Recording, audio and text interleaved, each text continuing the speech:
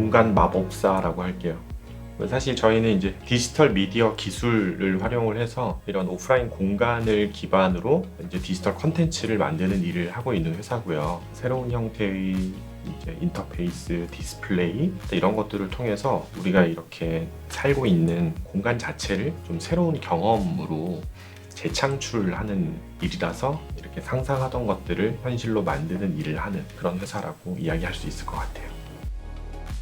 저희는 작년까지만 해도 보통 디자인 에이전시 내지는 스튜디오처럼 고객사한테 대가를 받고 고객사한테 결과물을 이제 만들어주는 일회성 프로젝트들을 많이 진행을 했었는데요. 그래서 이런 프로젝트들만으로는 회사가 안정적으로 성장하기에 부족하지 않나 생각을 했던 것 같아요. 그래서 올해 초 접어들면서 우리만의 콘텐츠를 기반으로 한 새로운 수익 모델을 만들어내자라고 경영 목표를 세웠고요. 그 첫 번째 시도가 코엑스에 있는 전광판에 우리가 만들어서 이런 게 있다라는 걸 한번 보여주고 향후에 이제 이런 콘텐츠를 라이선싱하는 형태로 새로운 어떤 수익 모델을 만들어 보자라는 시도로 진행이 됐던 것 같아요. 비하인드 스토리는 유튜브에 올리기 전까지는 이런 반응이 있을 거라는 걸 상상하지 못했고요. 반신반의하면서 만들었던 것 같은데 특히 제 생각에는 올해 코로나 때문에 여행을 가지 못하는 이런 감성 때문에 도심 속에서 의도치 않았던 이런 파도를 마주하는 장면에 대해서 굉장히 많이 공감해 주셨던 것 같고 운이 좋았던 것 같아요.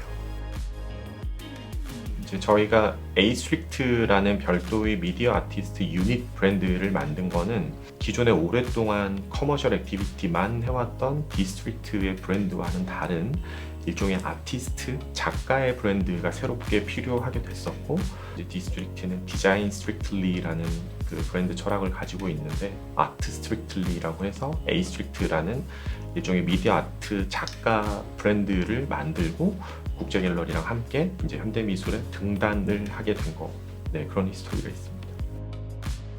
이런 로케이션 베이스 엔터테인먼트는 조금 더 많은 대중에게 소구할 수 있는 주제가 필요하다고 생각을 했고 영화관하고는 다르게 보름마다 새로운 콘텐츠가 로테이션 될 수가 없는 구조예요. 그렇다 보니까 이제 도심 속에 있으면은 재방문을 쉽게 유도하기가 어렵고 근데 제주는 관광지잖아요.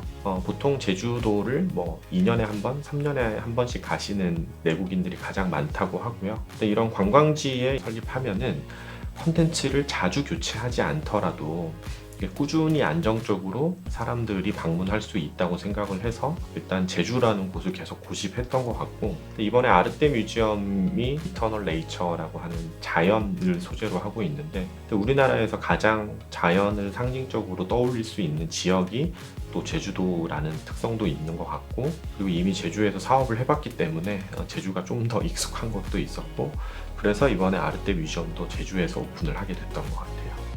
이런 언택트 시대에 저희가 만들어내는 콘텐츠들을 흔히 또 실감 콘텐츠라고도 많이 이야기를 하고 있고요. 실감나는 미디어 기술을 통해서 현실의 경험을 대체하는 가상의 경험을 만들어주는 그런 형태의 결과물들이 많기 때문에 언택 시대랑 일종의 좀 부합하는 것도 있는 것 같고 같이 작업을 하고 싶어 하는 수요들도 많이 늘어날 거라고는 뭐 예상은 하고 있긴 하고요. 예전에는 커머셜 디자인을 통해서 돈을 버는 게 거의 90% 100%였다면은 앞으로는 우리만의 작품과 컨텐츠들을 조금 더 공격적으로 만들고 효과적으로 수익을 창출하는 형태로 운영을 하려고 하고 있고 그래야지 그동안 고생이 많았던 직원들도 조금 더 좋은 환경에서 일할 수 있게 되지 않을까 생각하고 있습니다.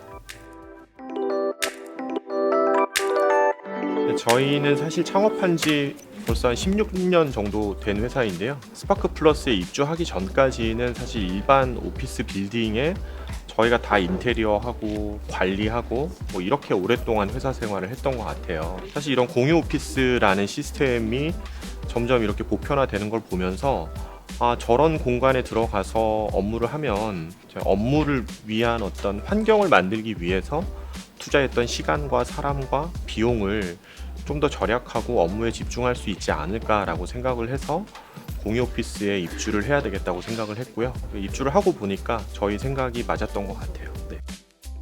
일단 저희가 원래 있던 그 대치동 사무실에서 어떻게 보면 그렇게 멀지 않은 곳에 저희 전체 직원들이 한 층에서 커스텀 오피스로 입주를 할 수 있는 기회가 스파크 플러스랑 좀 이렇게 일정이 잘 맞았던 것도 첫 번째 이유이고요.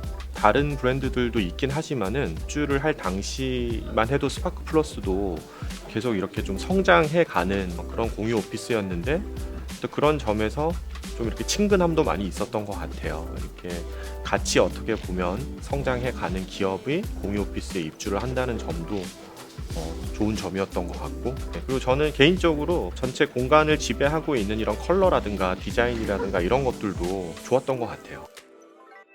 그러니까 사실 공유 오피스가 아니었으면은 이런 굉장히 좋은 입지에 사무실을 구하는 게 쉽지 않았을 텐데, 큰 보증금이나 이런 투자 없이 직원들 입장에서 굉장히 편의 시설이 많이 있고 또 교통편도 좋은 곳에 사무실을 구할 수 있었던 점이 가장 일단 만족스러웠고요. 일종의 총무 성격의 업무라던가 이런 관리를 위한 비용이나 시간 같은 것들을 많이 세이브할 수 있었던 점 좋았고요. 성공 조력자, 네, 이렇게 표현할게요. 저희 있는 이 건물에 입주했던 기업들은 다 엄청 성공해서 또 더 큰 오피스를 찾아서 나가신 걸로 알고 있고, 저는 스파크 플러스 워딩 중에 당신이 성공에 집중하는 동안 우리는 당신에게 집중합니다 라는 그 문구가 사실 굉장히 마음에 들었고, 실제 그렇게 서비스를 받고 있다라는 생각이 들어서 정말 여기는 그냥 단순히 공간을 제공하는 걸 넘어서 입주사들이 성공할 수 있도록 정말 응원을 아끼지 않는 곳이구나 라는 생각을 해서 저는 성공 조력자라고 5글자로 표현할 수 있을 것 같아요.